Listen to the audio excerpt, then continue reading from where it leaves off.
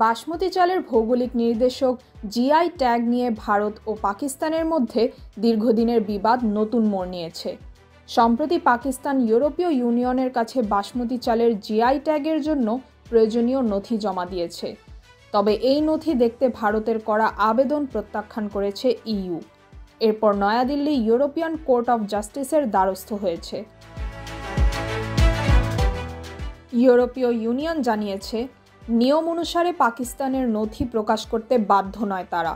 সেই নথি প্রকাশে ভারতের সঙ্গে সম্পর্ক খারাপ হওয়ার আশঙ্কা দেখিয়ে ভারতের আবেদন খারিজ করেছে তারা।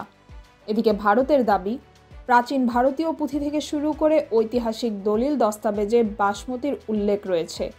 অন্যদিকে পাকিস্তানও বাসমতি চালের পিজিআই পেতে নথি জমা দিয়েছে।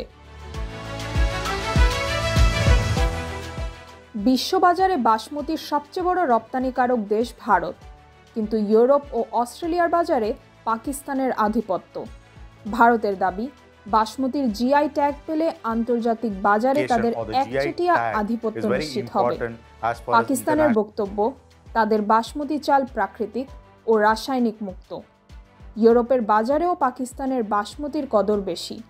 এই প্রেক্ষিতেই উভয় দেশ বাসমতির মালিকানা নিয়ে লড়াই চালিয়ে যাচ্ছে।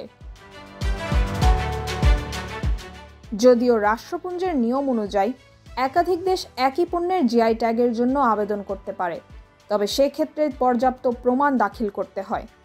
বর্তমানে এই প্রমাণ যাচাইয়ের প্রক্রিয়াতেই ভারত এবং পাকিস্তানের দ্বন্দ্ব আরও তীব্র হয়েছে। বিশেষজ্ঞরা মনে করছেন, এই লড়াই শুধু পণ্যের মালিকানা নয়, বরং বিশ্ববাজারে আধিপত্য প্রতিষ্ঠার কৌশল। তাহমিনা রহমান, হাফসা, ঢাকা ওয়েস্ট।